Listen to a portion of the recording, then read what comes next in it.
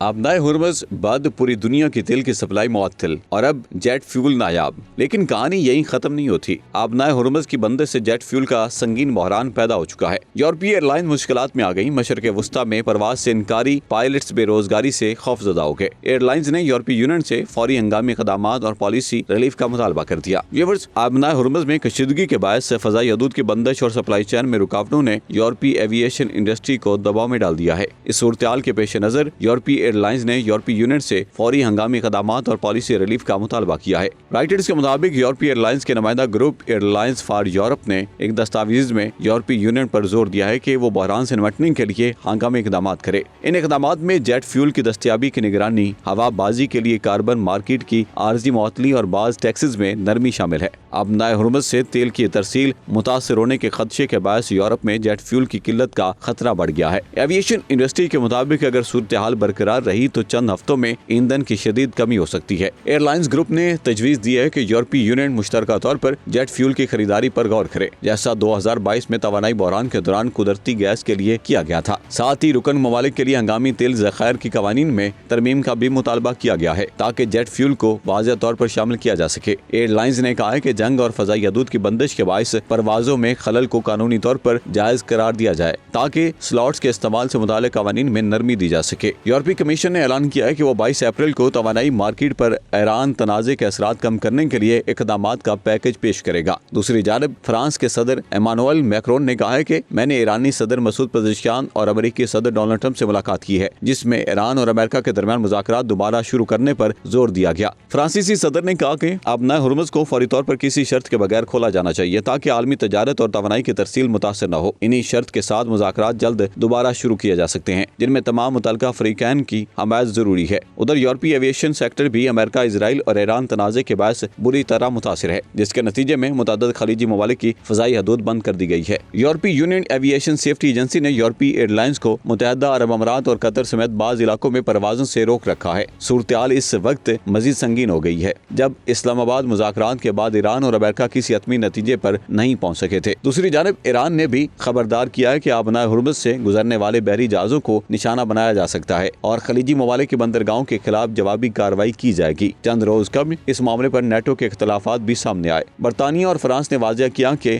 وہ اس کارروائی میں شامل نہیں ہوں گے، جبکہ یورپی یونین نے اس عام سمندری راستے کو کھلا رکھنے پر زور دیا ہے کیونکہ اس کی بندش عالمی تجارت اور سپلائی چین کے لیے خطرہ بن سکتی ہے۔ ماہرین کے مطابق اگر آبنائے ہرمز کی صورتحال میں بہتری نہ آئی تو یورپ کو نہ صرف فضائی آپریشن بلکہ توانائی بحران کا بھی سامنا کرنا پڑ سکتا ہے۔ دوسری جانب مشرق وسطی میں جنگی حالات کے دوران پرواز کرنے والے پائلٹس کو مبینہ طور پر کافی دباؤ کا سامنا ہے، جس میں بہت سے لوگوں کو خوف ہے کہ اگر وہ پرواز سے انکار کرتے ہیں تو انہیں نتائج کا سامنا کرنا پڑے گا۔ International federation of airline pilot association کے صدر نے انکشاف کیا کہ پائلٹس نے عالمی سطح پر ممکنہ پابندیوں کے بارے میں وسیع پیمانے پر تشویش کا اظہار کیا ہے، یہاں تک کہ ان کی تنخواہ میں کٹوتی یا انہیں نوکری سے بھی نکالا جا سکتا ہے۔ متعدد ممالک کے پائلٹس نے اپنے اداروں کی جانب سے انتقامی کارروائیوں کا خدشہ ظاہر کیا ہے کہ اگر وہ غیر متوقع حالات میں پرواز کرنے سے انکار کرتے ہیں جہاں میزائل یا ڈرون حملوں کا خطرہ ہے تو انہیں نوکری سے برخاست کیے جانے کا خطرہ ہے۔ ویورز، آپ کو دنیا میں یہ بحران کب تک ختم ہوتا نظر آ رہا ہے یا مزید شدت اختیار کرے گا؟ آپ کی اس بارے میں کیا رائے ہے؟ کمنٹ سیکشن میں ضرور آگاہ کریں۔